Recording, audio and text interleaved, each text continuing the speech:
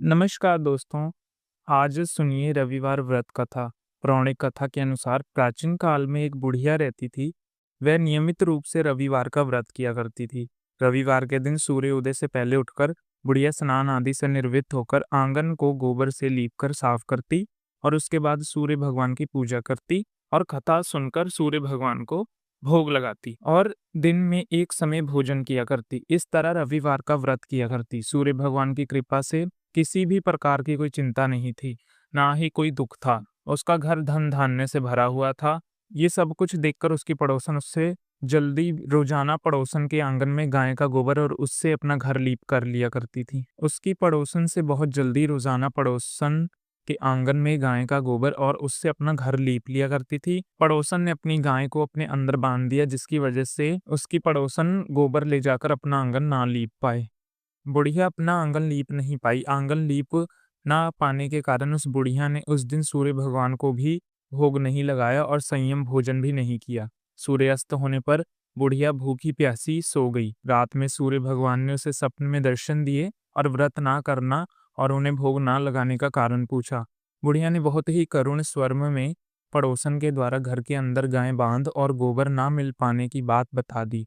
सूर्य भगवान ने अपनी परम भक्त बुढ़िया की परेशानी का कारण जानकर उसके सब दुख दूर करते हुए कहा, हे माता, तुम हर रविवार को मेरी पूजा करो और व्रत करो।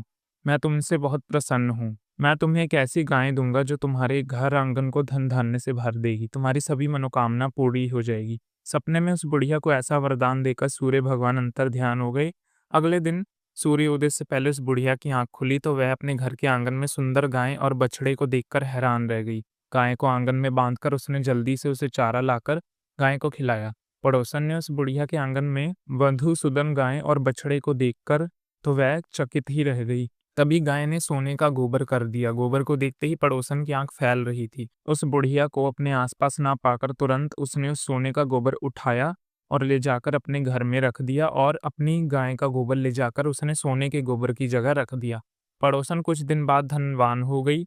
इस सूर्य देव से पहले सोने का गोबर करती थी और बुढ़िया के उठने से पहले ही उसकी चालाक पड़ोसन उस सोने के गोबर को उठा ले जाती। बहुत दिनों तक बुढ़िया को सोने के गोबर के बारे में कुछ पता ही नहीं चला।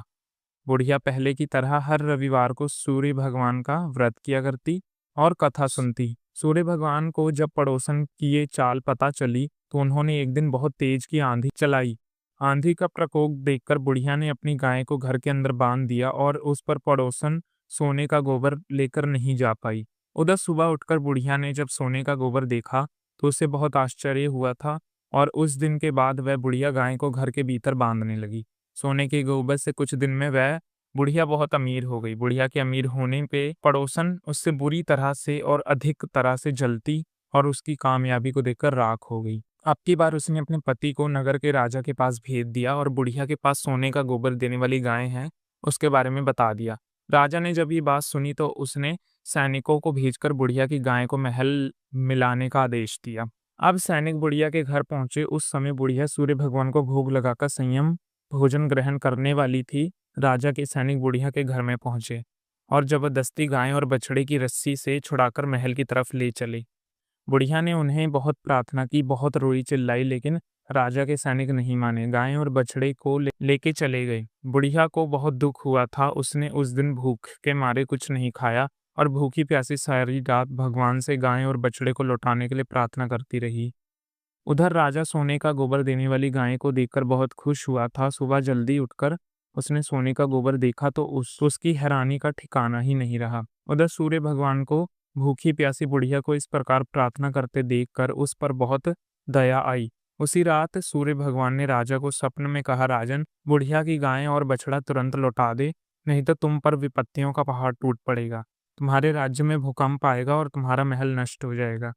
ये सूर्य भगवान के सपने में बुरी तरह डर कर उस राजा ने सुबह उठते ही गाय और बछड़ा बुढ़िया को लौटा दिया। राजा ने अपनी तरफ से बहुत सारा धन देकर उस बुढ़िया से अपनी गलती के लिए क्षमा मांगी। राजा ने पड़ोसन और उसके पति को इस दुर्व्यवहार की सजा दी और रांची में घोषणा करवा दी कि सभी स्त्री पुरुष रविवार के दिन व्रत किया करेंगे। संयम राजा ने जनता के साथ मिलकर ऐसा ही किया। रविवार का व्रत करने से सभी लोगों के घर धन धान्य से भर गए। चारों तरफ खुशहाली छा गई और सभी लोगों के रोग दूर हो गए। जिनके संतानों के विवाह नहीं हो रहे थे, उनको मनवांछित जीवन साथी मिल गया और इस प्रकार राजा से जनता पूर्वक अपना जीवन व्यापन करने लगी। दोस्तों, ये थी रविवार के दिन सुने जाने वाली व्रत कथा। आपको मेरे चैनल पर रोज आने वाली व्रत कथा की जानकारी यदि अच्छी लगती हो तो आपसे एक अनुरोध है, मेरे चैनल को सब्सक्राइब करें और बेल आइकन को जरूर दबाएं ताकि वीडियो की नोटिफिकेशन आपको समय सिर मिलती रहे। और कमेंट बॉक्स में सूर्य भगवान की जय लिखना मत भूलिए।